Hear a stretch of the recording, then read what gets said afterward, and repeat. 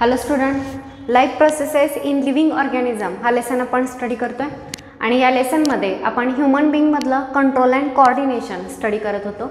So पुन्हा एकदा सांगते, ह्युमन बिंगमध्ये कंट्रोल आणि कोऑर्डिनेशन हे दोन मेथडनी कॅरी आउट केलं जातं. एक नर्वस कंट्रोल आणि दुसरा केमिकल कंट्रोल.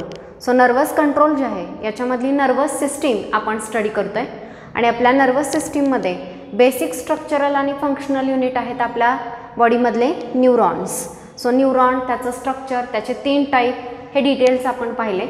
त्यानंतर ह्युमन बिंगची नर्वस सिस्टीम 3 पार्टमध्ये डिवाइड झालेली आहे.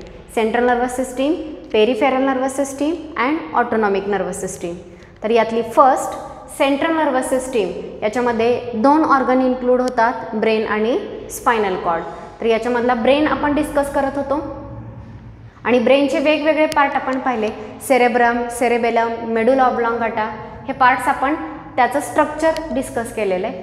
आजच्या लेक्चरमध्ये आपण हे जे वेगवेगळे रिजन्स आहेत ब्रेनचे, यांचं फंक्शन काय असतं हे आपण स्टडी करणार आहोत. आणि त्यानंतर नेक्स्ट आपण स्पायनल कॉर्ड हा ऑर्गन जो सेंट्रल नर्वस सिस्टीममध्ये येतो हा पाहणार आहोत. सो बघा, ब्रेनमध्ये आपण मेजर 3 पार्ट स्टडी केले, सेरेब्रम, सेरेबेलम आणि मेडुला ऑब्लॉंगाटा. त्याच्यामध्ये सगळ्यात फर्स्ट सेरेब्रम हा ब्रेनचा लार्जेस्ट एरिया ऑक्युपाय करतो, लार्जेस्ट पार्ट आहे. याला लार्ज ब्रेन असं सुद्धा म्हटलं जातं. याच्यामध्ये डीप कॉन्व्होल्युशन आपल्याला पाहायला मिळतात. सो असे वेगवेगळे पॉईंट आपण डिस्कस केलेले आहेत. तर या मेन पार्टचे, या लार्ज ब्रेनचे फंक्शन्स काय असतात बघा. First, control voluntary movement. Voluntary movement याचा अर्थ होतो ऐच्छिक हालचाली, जे आपण आपल्या इच्छेनुसार कंट्रोल करू शकतो.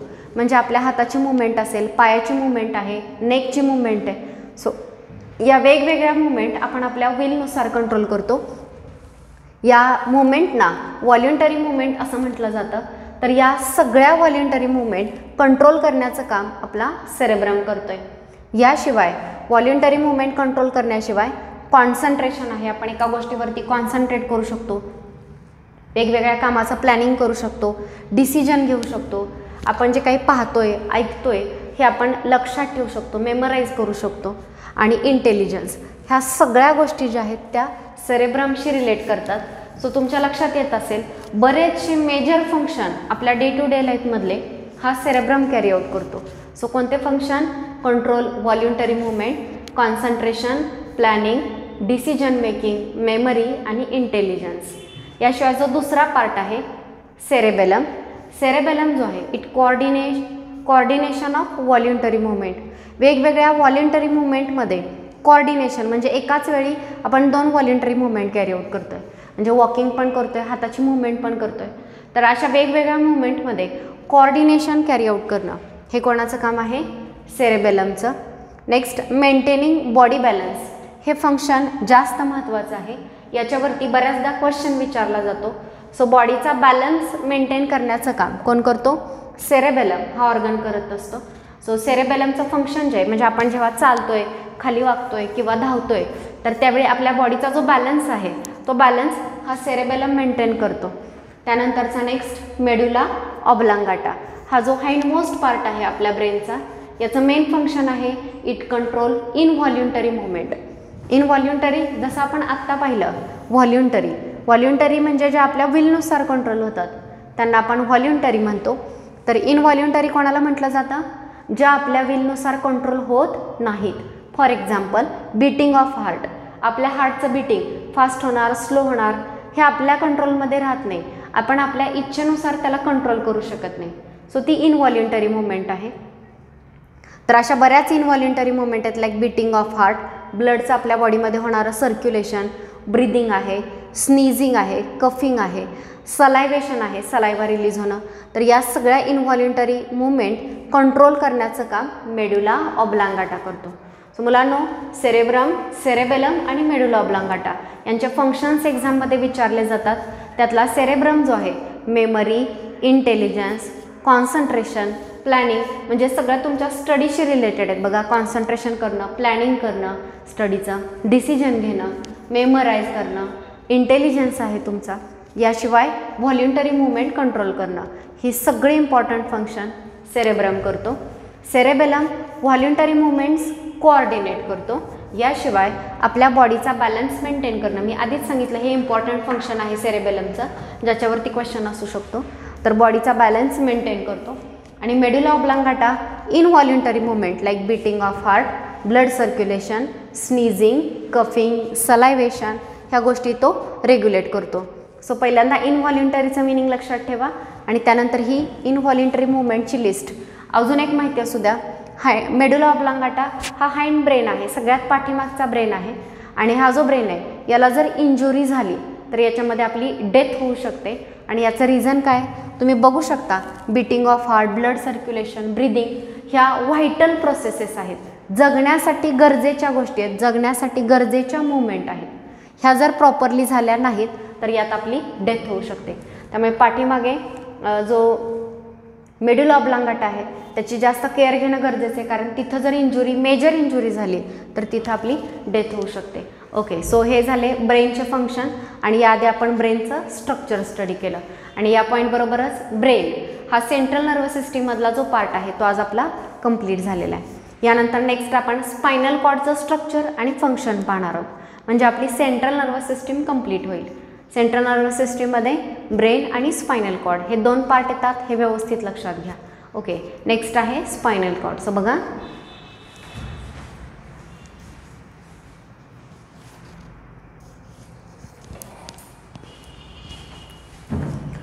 सो सेंट्रल नर्वस सिस्टीममधला सेकंड पार्ट आहे स्पायनल कॉर्ड. सो स्पायनल कॉर्डचा स्ट्रक्चर आणि फंक्शन या दोन्ही गोष्टी आपण स्टडी करणार आहोत. First, it is part of central nervous system. Spinal cord जो आहे तो आपल्या सेंट्रल नर्वस सिस्टीमचा एक पार्ट आहे. सेकंड थिंग, जसं आपण पाहिलं की ब्रेन जो आहे तो क्रॅनियमच्या आत प्रोटेक्ट केलेला आहे, स्कलच्या आत प्रेझेंट आहे, तसं स्पायनल कॉर्ड जो आहे तो कुठे प्रेझेंट आहे. Spinal cord it is held within vertebral column. आपला जो व्हर्टेब्रल कॉलम आहे तर या व्हर्टेब्रल कॉलमच्या आतमध्ये आपला स्पायनल कॉर्ड प्रेझेंट असतो. So it is held within vertebral column, त्याला व्हर्टेब्रल कॉलमचं प्रोटेक्शन असतं. बाकी त्याचे डिटेल जे आहेत की स्पायनल कॉर्ड जो आहे त्याच्या सेंटरला एक कॅनाल किंवा एक पोकळी असते आतमध्ये, त्याला सेंट्रल कॅनाल असं म्हटलं जातं. हे आपण आधी पाहिलेलं आहे, मिनिंग्स तुम्हाला सांगितलेले आहेत. सो सध्या फक्त एवढंच लक्षात घ्या, spinal cord it is part of our central nervous system. Next, it is held within vertebral column, vertebral कॉलमच्या आत हा प्रेझेंट असतो. त्यानंतर नेक्स्ट बघा, हा जो स्पायनल कॉर्ड आहे इट इज स्लाइटली थिक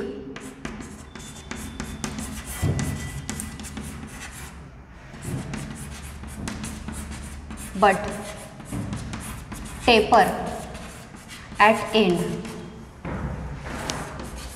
म्हणजे सुरुवातीला आपला जो व्हर्टेब्रल कॉलम आहे त्याच्या आतमध्ये असणारा स्पायनल कॉर्ड सुरुवातीला थिक असतो, पण जसं आपण एंडकडे जाणार तसा हा टेपर होत जातो, म्हणजे निमुळता होत जातो. पूर्ण व्हर्टेब्रल कॉलम पाठीच्या कण्याच्या आतमध्ये स्टार्टपासून एंडपर्यंत हा स्पायनल कॉर्ड असतो, जो सुरुवातीला थिक आहे, पण जसं तुम्ही बॉटमला जाणार तसा तो थिन होत जातो. सगळ्यात शेवटचं जर स्ट्रक्चर पाहिलं तर ते अगदी थ्रेड लाईक दिसतं, एकदम खाली थ्रेड लाईक स्ट्रक्चर असतं. सो बघा, there is thread like fibrous end or fibrous structure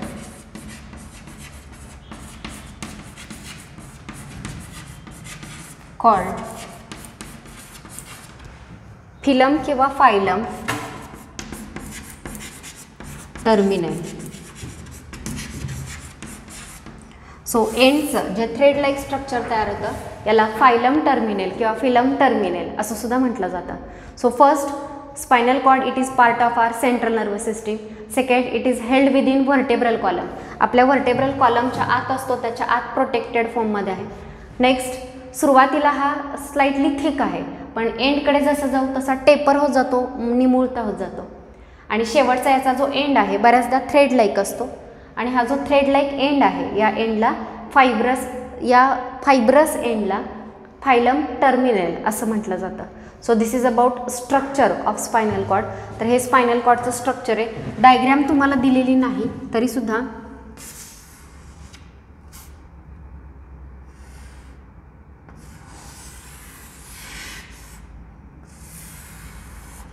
याच्या सेंटरला इथं कॅव्हिटी प्रेझेंट असते, जिला सेंट्रल कॅनाल असं म्हटलं जातं.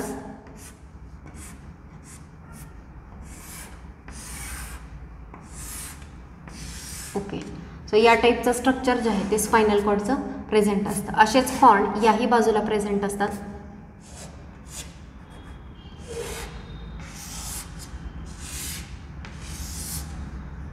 फक्त हे डिटेल जे आहेत ते तुम्हाला आत्ताच दिलेले नाहीत, ते नेक्स्ट इयरला असणार आहेत. सो सध्या फक्त एवढंच लक्षात घ्या.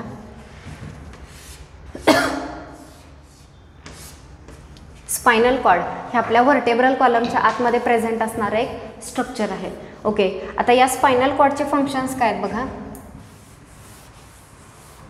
So next is functions.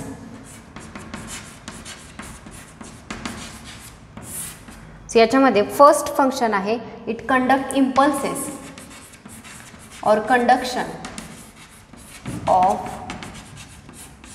Impulses from skin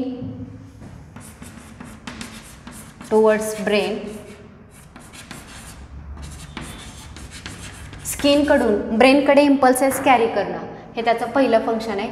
second, conduction of impulses from brain to muscles and gland, and last, control reflex action. reflex action control करणं. सो हे मेन आपल्या स्पायनल कॉर्डचे फंक्शन्स आहेत. पुन्हा एकदा रिपीट करते. फर्स्ट फंक्शन आहे conduction of impulses from skin to brain. यांचे जे मेन स्किनपासून येणारे जे इम्पल्सेस आहेत ते पहिल्यांदा स्पायनल कॉर्डकडे आणि स्पायनल कॉर्डकडून नंतर ते ब्रेनकडे कंडक्ट केले जातात. त्यानंतर conduction of impulses from brain to muscle and gland. जे काही ब्रेनचे डिसिजन आहेत, जे काही इम्पल्सेस आहेत ते ब्रेनकडून आपले मसल्स आणि जे काही ग्लँड्स आहेत बॉडीमध्ये वेगवेगळ्या गोष्टी सिक्रीट करणाऱ्या, तर त्या ग्लँडकडे कंडक्ट केले जातात. आणि फायनली कंट्रोल रिफ्लेक्स ॲक्शन. तर रिफ्लेक्स ॲक्शन काय आहे हे तुम्ही अजून स्टडी केलेलं नाही आहे. सो नेक्स्ट पॉईंट आपण रिफ्लेक्स ॲक्शनच स्टडी करणार आहोत. सो आत्ता एवढंच लक्षात ठेवा की स्पायनल कॉर्ड जो आहे तो रिफ्लेक्स ॲक्शन रेग्युलेट करतो, कंट्रोल करतो. सो सेंट्रल नर्वस सिस्टीममधले ब्रेन आणि स्पायनल कॉर्ड हे दोन इम्पॉर्टंट ऑर्गन आणि त्यांचे फंक्शन जे आहेत ते आपण स्टडी केलेले आहेत. यानंतर हा स्पायनल कॉर्ड रेग्युलेट करत असणारा रिफ्लेक्स ॲक्शन काय आहे तो आपण पाहणार आहोत. So see next is reflex action.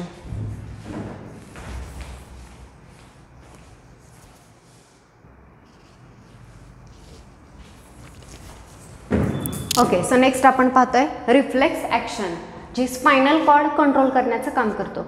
आपण आता स्पायनल कॉर्डचं स्ट्रक्चर आणि फंक्शन पाहिलं, तर त्या फंक्शनमध्ये सगळ्यात शेवटचं आपण पाहिलं की स्पायनल कॉर्ड जो आहे तो रिफ्लेक्स ॲक्शन कंट्रोल करण्याचं काम करतो. मग आता रिफ्लेक्स ॲक्शन म्हणजे काय तर बघा, and immediate and involuntary. First thing immediate and second thing is involuntary. Response कसा असतो, एकदम इमिजिएट फास्ट क्विक रिस्पॉन्स दिला जातो. आणि इनव्हॉल्युंटरी, त्या रिस्पॉन्सवरती आपला कंट्रोल नसतो, आपल्या विलनुसार कंट्रोल करता येत नाही. जसं की आपल्याला सपोज गरम भांड्याचा चटका बसला तर आपण आपला जो हात आहे तो पटकन बाजूला करतो. सो हात पटकन इतका क्विक बाजूला, चटका बसल्या बसल्या आपण बाजूला करतो. सो रिस्पॉन्स कसा दिला आपण, एकदम इमिजिएट क्विक दिला. आणि सेकंड थिंग इनव्हॉल्युंटरी, सपोज तो हात बाजूला करण्याने आपल्या हातातून ते भांडं खाली पडेल तर तो विचार केला जात नाही, अनकॉन्शियस एकदम झटकन बाजूला केला जातो. ते आपल्या विलनुसार आपल्याला कंट्रोल करता येत नाही. सो रिफ्लेक्स ॲक्शन, या ॲक्शन जी दिली जाते ती इमिजिएट असते आणि या ॲक्शनवरती आपला कंट्रोल नसतो, म्हणून it is involuntary. Immediate and involuntary response given to stimulus from environment. एन्व्हायरमेंटमधल्या स्टिम्युलसला दिलेला इमिजिएट आणि इनव्हॉल्युंटरी रिस्पॉन्स जो आहे या रिस्पॉन्सला आपण रिफ्लेक्स ॲक्शन असं म्हणतो. So reflex action is immediate and involuntary response given to stimulus from environment. तर फॉर एक्झाम्पल इथे एक डायग्रॅम ड्रॉ केलेली आहे आणि त्या डायग्रॅममध्ये पहा हँड दिलेला आहे ह्युमनचा आणि तो जो हँड आहे याला सपोज चटका बसला किंवा भाजलं, सपोज मेणबत्ती आहे त्याचा चटका बसला तर आपला त्यानंतरची ॲक्शन काय असेल तर आपला हात बाजूला करणं. तर ही जी ॲक्शन आहे ही कशी कॅरी आउट केली जाते तर याचे आपण इव्हेंट पाहतोय. तर सगळ्यात फर्स्ट आपल्या स्किनमध्ये न्यूरॉन्स आहेत. जेव्हा आपल्याला चटका बसेल तेव्हा न्यूरॉनकडून ही जी इन्फॉर्मेशन आहे, रेड कलरचा जो न्यूरॉन आहे तो समजा सेन्सरी न्यूरॉन. मुलांना आपण आधी न्यूरॉनचे टाईप पाहिलेले आहेत, सेन्सरी न्यूरॉन, असोसिएशन न्यूरॉन आणि मोटर न्यूरॉन. तर ही जी पिंक कलरची आहे ती सेन्सरी न्यूरॉन आहे आणि या सेन्सरी न्यूरॉनने इन्फॉर्मेशन कोणाकडे कॅरी केली, स्पायनल कॉर्डकडे. कोणती इन्फॉर्मेशन, आपल्या हाताला भाजले ही इन्फॉर्मेशन. हा जो स्टिम्युलस आहे, स्टिम्युलस काय आहे या ठिकाणी, ती जी चटका बसते आपल्याला मेणबत्तीचा तो स्टिम्युलस आहे आणि तो स्टिम्युलस कॅरी कोणी केला, सेन्सरी न्यूरॉनने. त्यानंतर नेक्स्ट बघा, हा स्टिम्युलस स्पायनल कॉर्डकडे जाईल. स्पायनल कॉर्डमध्ये या ठिकाणी जे प्रेझेंट आहेत तर यांना असोसिएशन न्यूरॉन असं म्हटलं जातं. सो या असोसिएशन न्यूरॉन इंटिग्रेशनचं फंक्शन करतील, डिसिजन घेतील आणि हात बाजूला करणे हा जो डिसिजन आहे तो या न्यूरॉनकडून, या ठिकाणी ही जी न्यूरॉन दाखवलेली येलो कलरची, तर या न्यूरॉनकडून हा पुन्हा आपल्या हाताच्या मसल्सकडे कॅरी केला जाईल. कारण हात बाजूला करणं म्हणजे हाताची मूवमेंट करणं आणि मूवमेंट करण्याचं काम कोण करत असतात, आपल्या हातातले मसल्स करत असतात. सो हा येलो कलरचा मोटर न्यूरॉन आहे जो या ठिकाणी इम्पल्स कॅरी करणार आहे. सो मुलांना या डायग्रॅमवरती बऱ्याचदा एक्झाममध्ये क्वेश्चन असतो. सो फर्स्ट, रिफ्लेक्स ॲक्शन म्हणजे काय हे लक्षात घ्या. रिफ्लेक्स ॲक्शन म्हणजे इमिजिएट आणि इनव्हॉल्युंटरी दिलेला रिस्पॉन्स. कोणाला रिस्पॉन्स दिला तर एन्व्हायरमेंटमधून आलेल्या स्टिम्युलसला रिस्पॉन्स दिला आणि या इमिजिएट इनव्हॉल्युंटरी रिस्पॉन्सला आपण काय म्हणतोय, रिफ्लेक्स ॲक्शन. स्टिम्युलस, ही जी डायग्रॅम काढली या ठिकाणी स्टिम्युलस काय आहे तर आपल्या हाताला भाजते, चटका बसतोय, तो स्टिम्युलस आहे. हा स्टिम्युलस स्किनमधल्या न्यूरॉननी रिसीव्ह केला आणि त्या सेन्सरी न्यूरॉननी, सेन्सरी का, कारण सेन्स ऑर्गनकडून इन्फॉर्मेशन सेंट्रल नर्वस सिस्टीमकडे नेतोय. सो या सेन्सरी न्यूरॉननी इन्फॉर्मेशन इकडे आणली स्पायनल कॉर्डकडे. स्पायनल कॉर्डमध्ये हा जो ग्रीन कलरचा आहे हा असोसिएशन न्यूरॉन जो ती इन्फॉर्मेशन प्रोसेस करेल, डिसिजन घेईल आणि डिसिजन जो आहे तो नेक्स्ट तो मोटर न्यूरॉनकडे देईल. मोटर न्यूरॉन तो डिसिजन सेंट्रल नर्वस सिस्टीमकडून आपल्या मसल्सकडे कॅरी करण्याचं काम करेल आणि फायनली आपला हात जो आहे तो बाजूला झालेला असेल. सो हे सगळे जे इव्हेंट आहेत यांना एकत्रितपणे रिफ्लेक्स ॲक्शन असं म्हटलं जातं. तुम्ही बुकमध्ये जर बघितलं तर या डायग्रॅमच्या खाली एक क्वेश्चन विचारलेले आहेत काही आणि हे क्वेश्चन ॲज इट इज एक्झाममध्ये विचारले जातात. So what is happening at 1 and 2. 1 and 2 एका पॉईंटला जिथं चटका बसतो त्याला 1 असं आणि हात बाजूला केलेला आहे तर त्या पोझिशनला त्यांनी 2 असं लेबल केलेलं आहे. सो 1 या पोझिशनला बर्न झाली स्किन आणि सेकंड पोझिशनला मूव्ह झाला आपला हँड. त्यानंतर नेक्स्ट क्वेश्चन विचारलेला आहे, which nerve carries impulse to the point mark 3. 3 जो आहे तर ती कोणती नर्व आहे, ती इम्पल्स कॅरी करते, इन विच डायरेक्शन. सो ही जी आहे पिंक कलरची ह्याला थर्ड पॉईंट दिलेला आहे, ही सेन्सरी न्यूरॉन आहे आणि sensory neuron carries impulse from skin to central nervous system और spinal cord. Next, which is the nerve shown by 4. 4 नंबरनी जी दाखवली आहे या ठिकाणी ही जी आहे हिला 4 नंबर दिलेला आहे आणि ही कोणती न्यूरॉन आहे तर असोसिएशन न्यूरॉन आहे. ओके, नेक्स्ट बघा, which is the organ mark as 5. 5 जो मार्क केलेला आहे तो कोणता ऑर्गन आहे तर याला 5 नंबर दिलेला आहे आणि हा जो आहे तो स्पायनल कॉर्ड आहे, स्पायनल कॉर्ड. त्यानंतर हे 4 नंबरला जे दिलेलं आहे ती असोसिएशन न्यूरॉन आहे.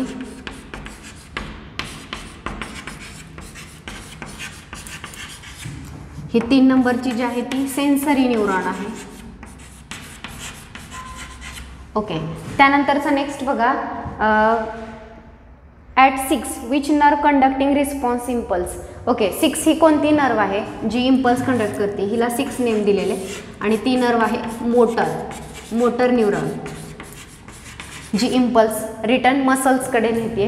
आणि at 7 where has the impulse rich, what is its effect. Okay, 7 जो आहे तर मसल जे आहेत त्यांना 7 असं म्हटलेलं आहे. सो 7 नंबरला आहे मसल्स. ओके, आणि त्याचा इफेक्ट काय तर मसल्स आपल्या हाताची मुवमेंट कॅरी आउट करतील. सो एक पोझिशनला आपल्या हाताला चटका बसला आणि तो स्टिम्युलस कोणी रिसीव्ह केला, आपल्या स्किनने. त्यानंतर 3 नंबर जो दिलेला आहे तो सेन्सरी न्यूरॉनला दिला आहे जी हा इम्पल्स स्पायनल कॉर्डकडे कॅरी करते. 4 नंबर असोसिएशन न्यूरॉन आहे जे डिसिजन घेण्याचं काम करेल. 5 नंबर स्पायनल कॉर्ड आहे. ठीक आहे, हा ऑर्गन जो आहे तो स्पायनल कॉर्ड आहे. त्यानंतर ही जी 6 नंबरची न्यूरॉन आहे ती मोटर न्यूरॉन आहे आणि ती स्पायनल कॉर्डकडून इम्पल्स आपल्या मसल्सकडे कॅरी करते. 7 नंबरला आपले मसल्स आहेत जे ॲक्च्युली हात बाजूला करण्याची जी मुवमेंट आहे ती कॅरी आउट करणार आहे. So this is about reflex action. यात तुम्हाला हे 2च पॉईंट लक्षात ठेवायचे आहेत, एक डेफिनेशन आणि हे डायग्राम आणि यातले हे वेगवेगळे लेबल. सो डेफिनेशन आहे immediate and involuntary response given to stimulus from environment. एन्व्हायरमेंटमधल्या स्टिम्युलसला इमिजिएट आणि इनव्हॉल्युंटरी रिस्पॉन्स जो दिला जातो त्याला आपण रिफ्लेक्स ॲक्शन असं म्हणतो. आणि हे डायग्राम व्यवस्थित करायचे. या पॉईंटबरोबरच आजच्या लेक्चरमध्ये आपण इथेच थांबतोय. नेक्स्ट लेक्चरमध्ये आपण peripheral nervous system and autonomous nervous system study करणार आहोत. सो आज आपण इथेच थांबतोय. थँक्यू.